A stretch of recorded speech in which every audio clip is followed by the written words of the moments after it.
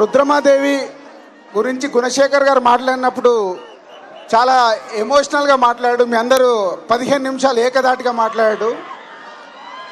రుద్రమాదేవి ఈ సినిమా ఇలా రావటానికి తన థాట్ని ఏదైతే ఉందో, అనుష్కని అరుంధతిలో ఎలాగైతే చూశాడో అలా రుద్రమాదేవిని తను తీర్చిదిద్దుకొని అనుష్కని సెలెక్ట్ చేసి వాళ్ళిద్దరూ అనుకున్న తర్వాత సినిమా స్టార్ట్ అయిపోయింది. గోన గన్నారెడ్డి కావాలి. ఈలోపు ఒకరోజు ప్రకాష్ రాజ్ గారు ఫోన్ చేసి రుద్రమాదేవి కథ విను రాజు అన్నాడు. సో నేను గుణశేఖర్ గారి దగ్గరికి ఫోన్ చేసి వెళ్ళి కథ విన్నాను. కథ విని చాలా ఎక్సైట్ అయ్యాను.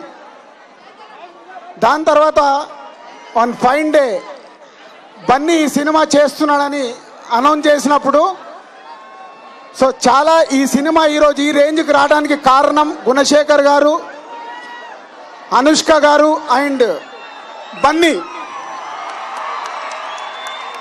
గోన గన్నారెడ్డి చేయడానికి ఒప్పుకోవడం నిజంగా బన్నీకి హాట్స్ ఆఫ్.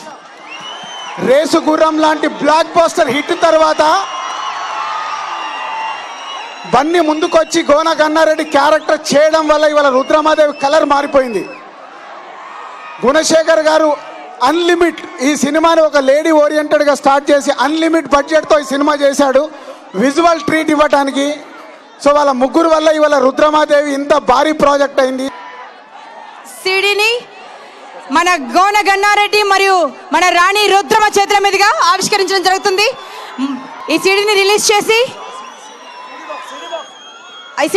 చేసి నీలిమా గుణ అండ్ యుక్తముఖి గుణకి సిడీని ప్రెజెంట్ చేయవలసిందిగా రిక్వెస్ట్ చేస్తున్నాం.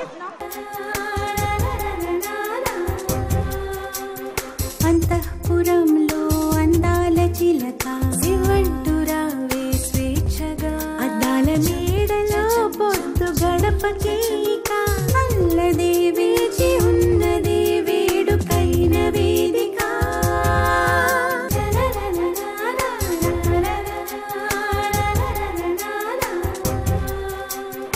అంతఃపురంలో అందాల చిలక శివంటురావే స్వేచ్ఛగా అద్దాల మేడలో పొద్దు గడపకేక అల్లదే వేచి ఉన్నదే వేడుకైన వేదిక.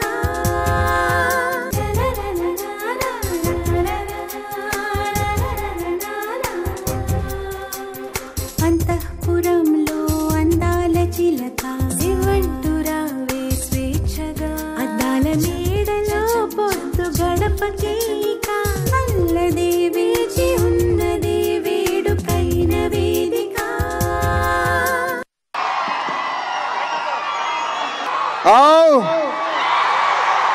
గోన గన్నారెడ్డి నా గురించి మీలా ఎక్కువ మంది ఉంటారు.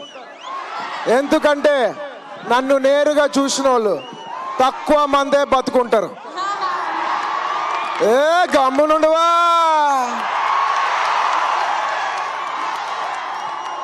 అందరికీ నమస్కారం.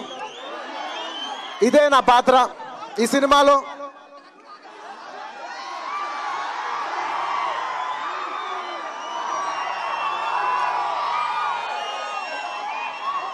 అనుష్క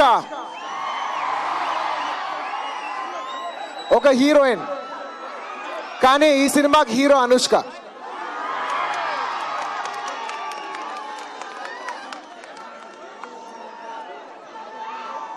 అనుష్క కాబట్టి ఈ సినిమా అయ్యింది, లేదంటే వేరెవరి మీద ఈ సినిమా తీయలేరు. అలాంటి స్పెషల్ ఉన్న అనుష్క గారికి నేను సభాముఖంగా ధన్యవాదాలు తెలియజేసుకున్నాను.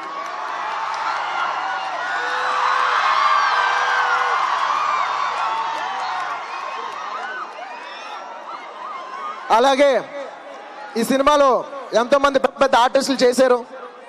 ముఖ్యంగా పెద్దలు కృష్ణరాజు గారు,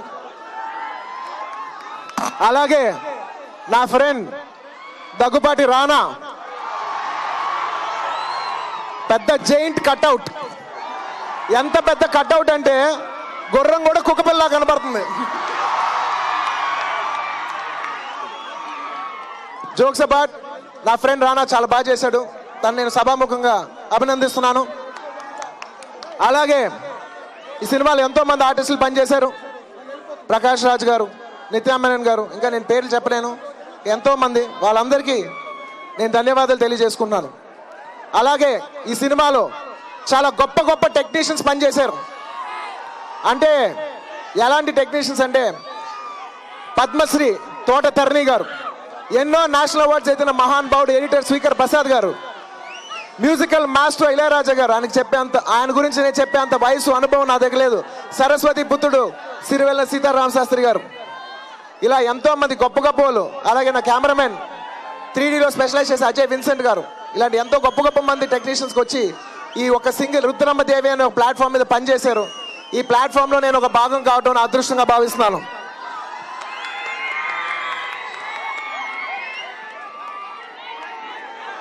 నేను స్పెషల్గా థ్యాంక్స్ చెప్పాల్సింది కొంతమందికి. నాకు డైలాగ్స్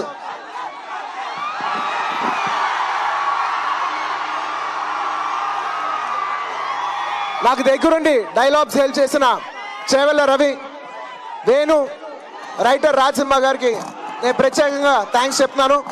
అండ్ ఈ సినిమా చేస్తానన్నప్పుడు పర్లేదు సార్ మీరు వెళ్ళి చేసుకురండి, నేను 10 రోజులు వెయిట్ చేస్తానని నన్ను ప్రోత్సహించిన డైరెక్టర్ త్రివిక్రమ్ శ్రీనివాస్ గారికి నేను సభాముఖంగా ధన్యవాదాలు తెలియజేసుకుంటాను.